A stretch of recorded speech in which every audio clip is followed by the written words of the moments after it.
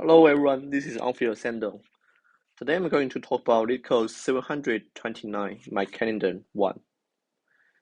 If you like these videos, you can support me by subscribing my channel and like my video. In the video description below, you can find the code for these videos and all of my video. First of all, let's take a look for the problem. Here we have my calendar object. Then there is an API called book, which has start and end of event. Then we'll check whether the query event can be adding in our event list without double booking. If it can do that, we can return true, but and that in the list. Otherwise, we'll return false. Let's go through this first example very quickly. I firstly initialize this object, then of course the event list is empty. Then we call book 1020. Since there's no event list in the object, of course we can insert that, so we return true.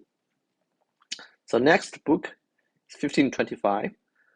Because the start time of 15 is smaller than end time of this one, so we had double booking. So we return false and don't insert it. And third times we book 2030.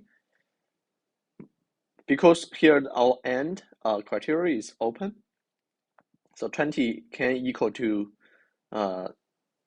already saved event list, no problem. Then we can book this one and we'll return true and add this into the event list. All right, so you can pause here and think about how you solve this problem. All right, so first thing come my mind is to use brute force. Basically, I'm going to check my query event with all the saved event and see whether they are double booking. Basically, just check my end has to be smaller than the start time, and my start time has to be greater than end times, some combination of condition. So then if we call this booking end time, so of course the brute force will take big of n square in total, and the space we have to save all the booked events. So assuming every booking we save the event, so it will be big of n. Then in this video, I'm going to introduce a kind of binary search algorithm. It can achieve the n log n computation time and big of n space time. Basically, the idea is to find a slot to insert the candidate. The way I achieving binary search is I'm using the C++ standard library called map. And basically, I use the start time as the key and end time as the value. So I'm going to call this map lower bound to conducting the binary search.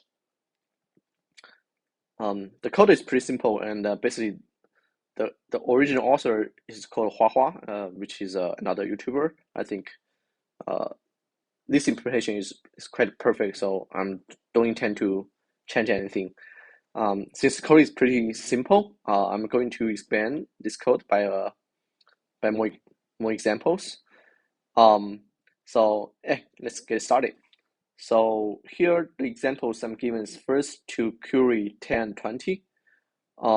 Because the booked is initialized empty, so of course we can insert 1020.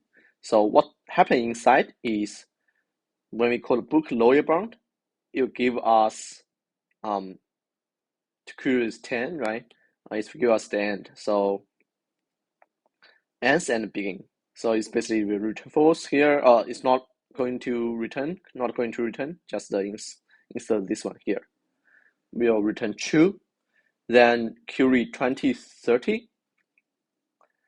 The lower bound here will query 20.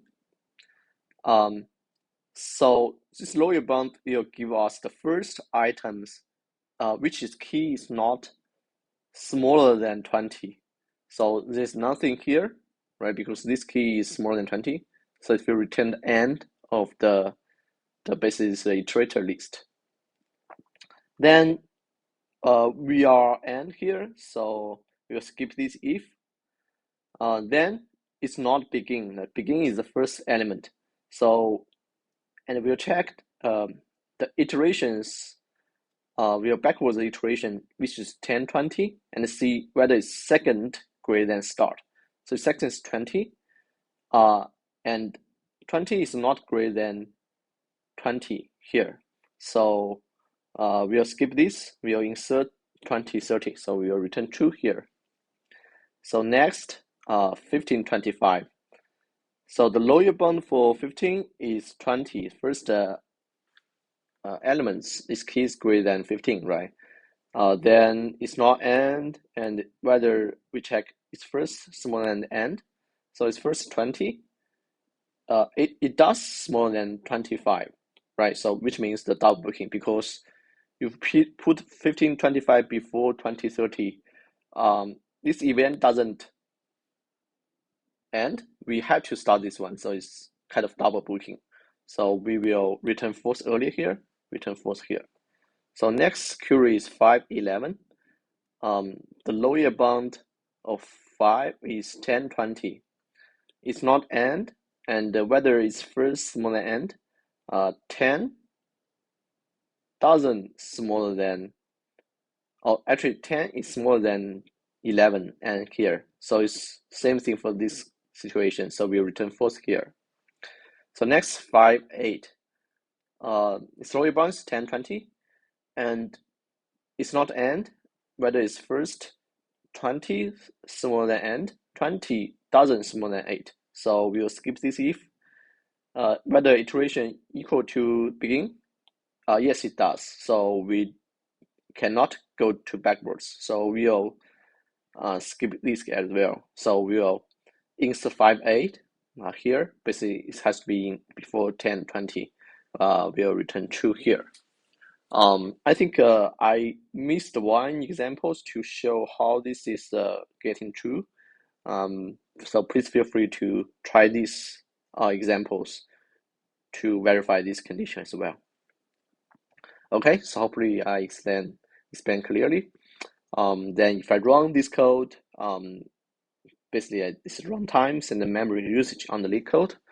You can use that as a baseline to compare with your methods. All right, so yeah, so in summary, I think this algorithm is very useful when dealing with these sortings or binary search problems for the time range, the beginning and end. You can use the start time as key and the end time as a value.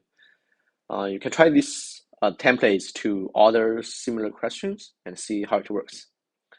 All right, so that's all I wanted today, and see you in the next video.